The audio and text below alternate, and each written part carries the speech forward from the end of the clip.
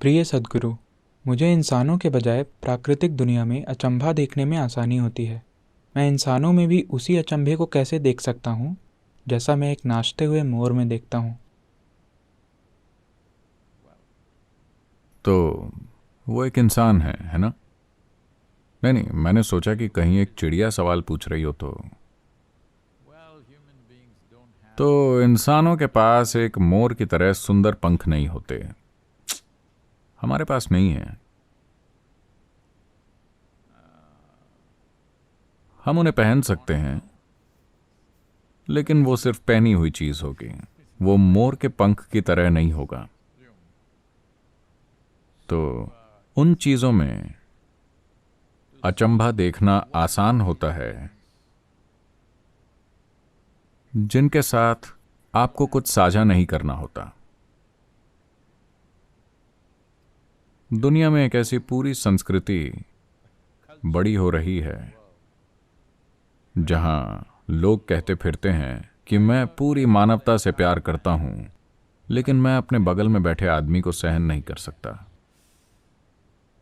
उदाहरण के लिए, भगवान से प्यार करना बहुत आसान है, क्योंकि वो कभी भी आकर डिनर टेबल पर आपके साथ नहीं बैठते। शायद आप उनका नाम लेते हैं, लेकिन अगर वो डिनर के लिए आ जाते हैं तो फिर दिक्कत होगी। चूंकि वो कभी आते नहीं हैं, आप जो कुछ भी उन्हें अर्पित करते हैं, आपको साफ पता होता है कि वो सिर्फ आपको ही खाने को मिलेगा। हाँ हाँ, अगर वो खाना शुरू कर दें तो अर्पण हवा में उड़ जाएगा। मुझे ये बताना होगा, ऐसा हुआ। अलग अलग धर्म के भिखारियों की एक संस्था है।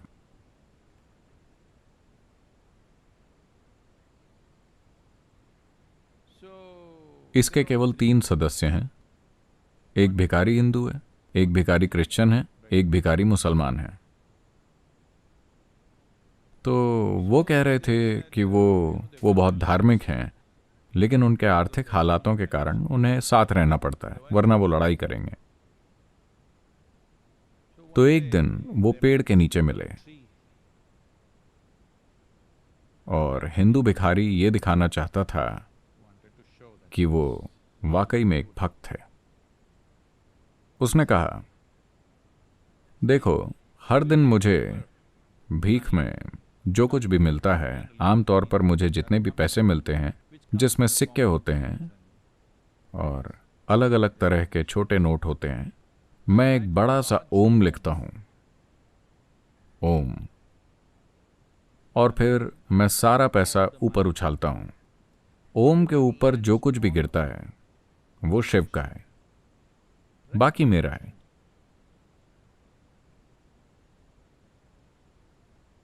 मैं एक सच्चा भक्त हूं।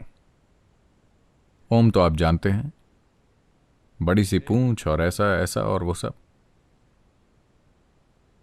मुसलमान भिखारी ने कहा, मैं भी ऐसा ही कुछ करता हूं, लेकिन हमारे लिए पहले दिन का चांद पाक होता है, पहले दिन का पतला सा चांद।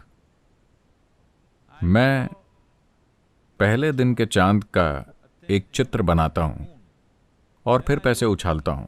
जो कुछ भी चांद पर गिरता है वो अल्लाह का है, बाकी मेरा है।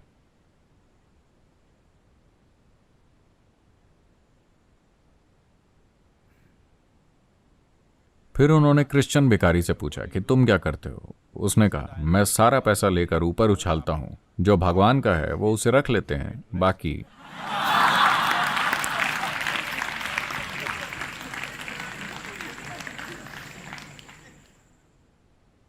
इस तरह एक मोर को प्यार करना आसान है, जो नाच रहा है और जो सुंदर है, क्योंकि वो आपसे कुछ मांगता नहीं है।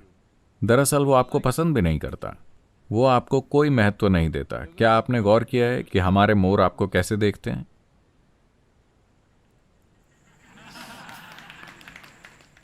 वो आपको कोई महत्व नहीं देता। तो आपके देने के लिए कुछ भी नहीं है, आपको कुछ भी नहीं करना है, आप बस दूर से उसका आनंद ले सकते हैं। इसी कारण आजकल ढेरों लोगों के लव अफेयर चलते रहते हैं, फेसबुक पर, टिकटॉक पर और जो भी, इंस्टाग्राम और जो भी, क्योंकि आपको उनसे मिलना नहीं है, आपको उनके साथ कोई भी चीज साझा नहीं करनी। आपको बाथरूम के बाहर इंतजार नहीं करना है जब वो उसे यूज कर रहे हो। आपको उनके पीछे लाइन पर खड़े नहीं होना है, कुछ भी नहीं, सब कुछ इंस्टेंट है। अगर आपको वो पसंद नहीं आता तो आप उसे बंद कर सकते हैं और अकाउंट को मिटा सकते हैं। तो मोर आता है, नाचता है, आपको बहुत पसंद आता है, वो चला जाता है, कोई समस्या नहीं, आपको उसे रखना नहीं है। एक काम कीजिए, एक मोर को 3 दिनों के लिए अपने बेडरूम में रखिए, वो हर जगह बीट कर देगा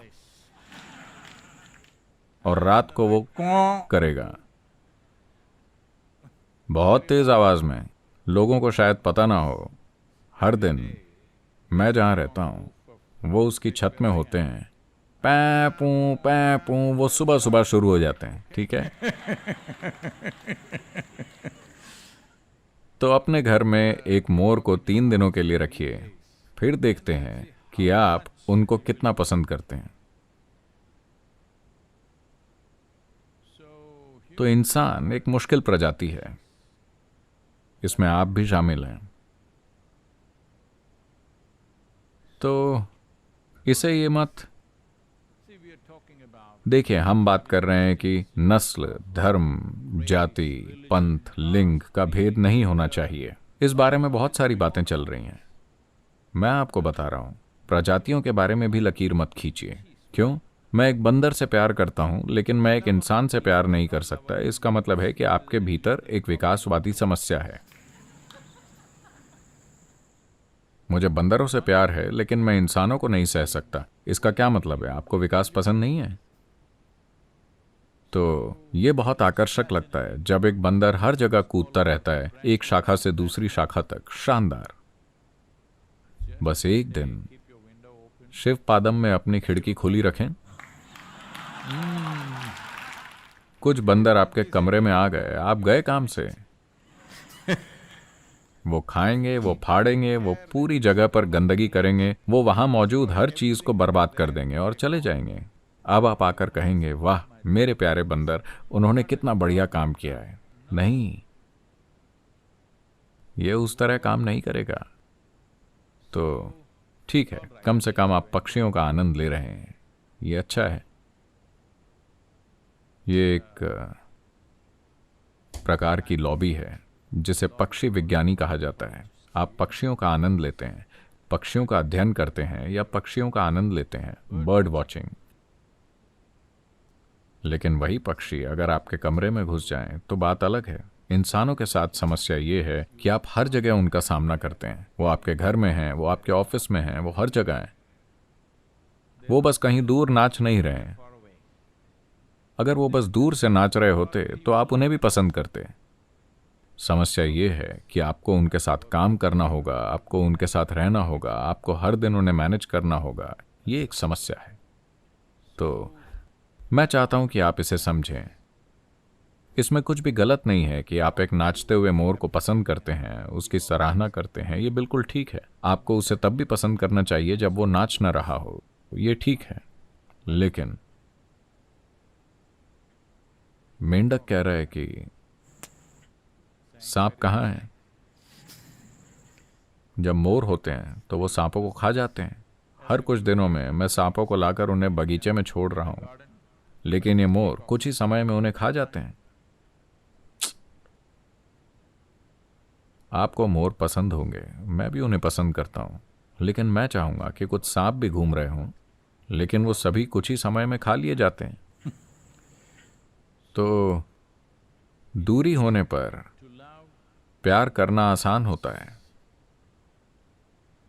देखिए, इस वायरस के समय में कई लोग अभी वो किस बारे में शिकायत कर रहे हैं?